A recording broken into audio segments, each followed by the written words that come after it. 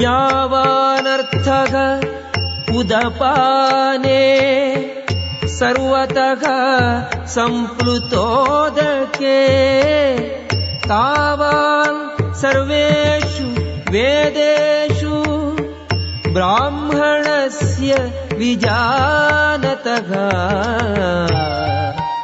All purposes served by a small well can at once be served by a great reservoir of water. Similarly, all the purposes of the Vedas can be served to one who knows the purpose behind them. Commentary by Sri Bhaktivedanta Swami Prabhupada of Gaudiya Sampradaya. The rituals and sacrifices mentioned in the Karmakanda division of the Vedic literature are meant to encourage gradual development of self-realization. And the purpose of self-realization and studying the Vedas is to know Lord Krishna, the primeval cause of everything. So, self-realization means understanding Krishna and one's eternal relationship with him. The relationship of the living entities with Krishna is that the living entities are parts and parcels of Krishna. Therefore, revival of Krishna consciousness by the individual living entity is the highest perfectional stage of Vedic knowledge. So one must be intelligent enough to understand the purpose of the Vedas without being attached to the rituals only, and must not desire to be elevated to the heavenly kingdoms for a better quality of sense gratification. It is not possible for the common man in this age to follow all the rules and regulations of the Vedic rituals, nor is it possible to study all of the Vedanta and the Upanishads thoroughly. It requires much time, energy, knowledge and resources to execute the purposes of the Vedas. This is hardly possible in this age. The best purpose of Vedic culture is served, however, by chanting the holy name of the Lord, as recommended by Lord Chaitanya, the deliverer of all fallen souls. When Lord Chaitanya was asked by a great Vedic scholar, Prakashananda Saraswati, why he, the Lord, was chanting the holy name of the Lord like a sentimentalist instead of studying Vedanta philosophy, the Lord replied that his spiritual master had found him to be a great fool and thus asked him to chant the holy name of Lord Krishna.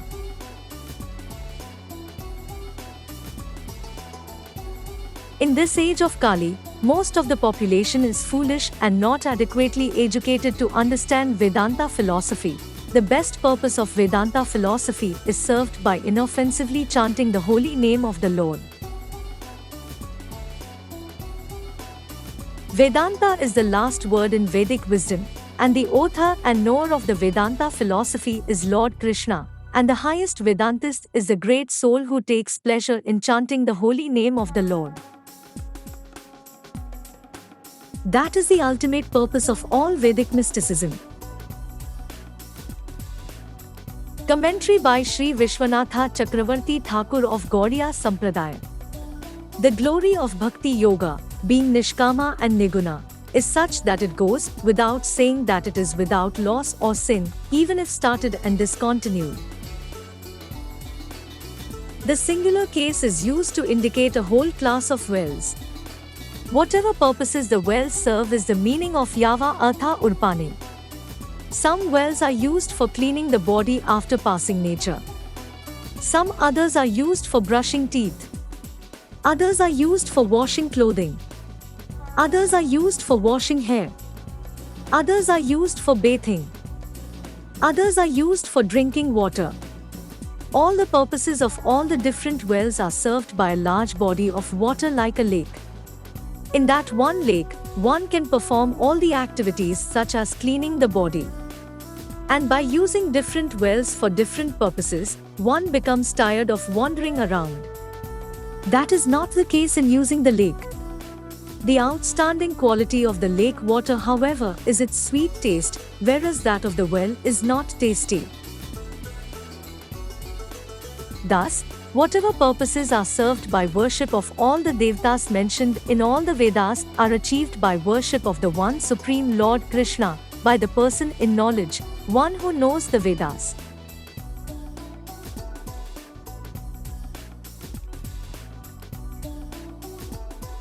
who knows the Veda, Brahmana, is called Brahmana. One who knows the Vedas knows the import of the Vedas, Bhakti. Just as the sunshine, unmixed with clouds or other obstructions, is intense, Bhakti Yoga, unmixed with jnana, karma or other pollutants, is intense. One attains fulfillment of many desires by worshipping many devatas. This requires many types of mental concentration. But one can attain all those desires from the one Supreme Lord Krishna, from just one portion of the one's concentration on the one Lord. One should understand that this concentration on one personality and attaining many goals arises from the spiritual nature of the object of concentration. Commentary by Sri Sridhara Swami of Rudra Sampradaya. It may be questioned that fixed determination which seeks the service of the Supreme Lord in a disinterested way by renouncing the various fruits described in revealed scriptures is indeed a contradictory resolve. To answer this, the Supreme Lord speaks this verse. As a small pot of water, all the needs of a person drinking and bathing cannot be satisfied at one place, but all these purposes can be satisfied in a great reservoir of water. Similarly, a person who has realized the nature of the ultimate truth verily has indeed all the results of all the various prescribed rituals prescribed throughout the Vedic scriptures, for the bliss of the ultimate truth contains all finite joys. Therefore, the fixed determination of surrendering in righteousness all one's actions unto the Supreme Lord alone is the correct resolve. Commentary by Sri Manvacharya of Brahma Sampradaya. Therefore, the rewards available to those who act with spiritual intelligence are not accessible to those who are seekers of fruitive desires. But even still there is some similarity. Therefore, Lord Krishna states in this verse that all the purposes which can be served by a well of water are easily served by a large reservoir of water as well. So similarly, whatever rewards are given in the Vedic scriptures are easily available to one established in the spiritual intelligence of Brahman or the ultimate truth, because in such a state of consciousness, all benefits are inclusive. Therefore, one who knows the signs of Brahman is known as a Brahmana. The word Vijanata, meaning one who is complete in knowledge, receives the reward of knowing the ultimate truth. Being the source of all creation without the assistance of anything else, complete in all attributes, the Supreme Lord Krishna is known as the reservoir or shelter of all. The reservoir can also mean the body of water, and at the time of universal dissolution, the Supreme Lord assumes the very nature of water on all sides, enveloping all. Whatever benefit is there by the Supreme Lord Krishna being pleased with an aspirant, the same benefit is available to one who is knowledgeable of the Vedic scriptures. Yet all the meanings of the Vedic scriptures have been understood by one who has realized devotion to the Supreme Lord Krishna. By such enlightened understanding, the Supreme Lord Krishna, who is the ultimate dispenser of all rewards, becomes pleased. Commentary by Sri Keshava Kashmiri of Kumara Sampradaya. Now the three modes that were dealt with in the Vedas has been set aside, for there is not a single thing within the material existence that is apart from the three modes. So in lieu of this, one may question that in seeking liberation from material existence one would have to abandon everything, even that which is required for the performance of worship, and thus there would be no motivation. To this Lord Krishna instructs this verse that just as different wells for drinking, bathing, washing animals, etc. can be used, all their uses can be satisfied by a large reservoir of water.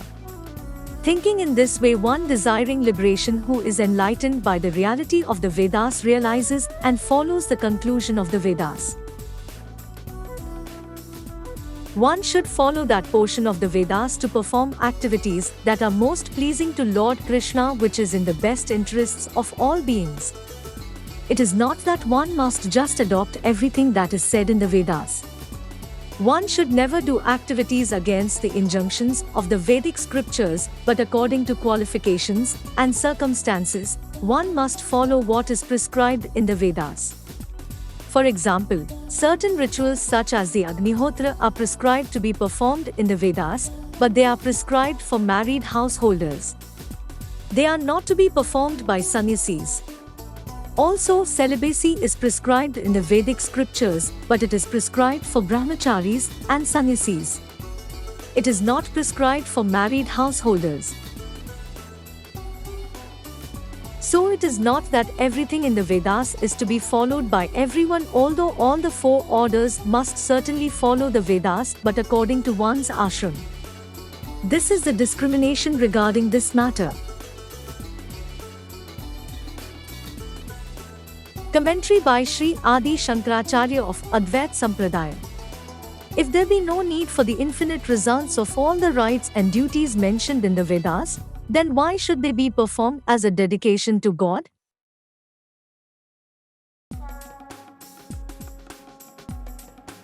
Listen to the answer being given. All those needs are fulfilled to that very extent when there is a flood all around.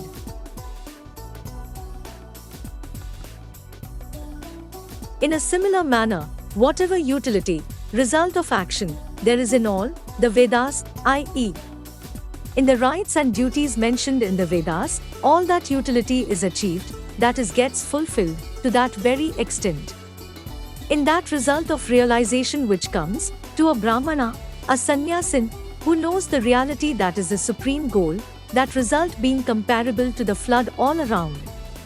Therefore, before one attains the fitness for steadfastness in knowledge, rites and duties, even though they have limited utility as that of a well, pond, etc., have to be undertaken by one who is fit for rites and duties.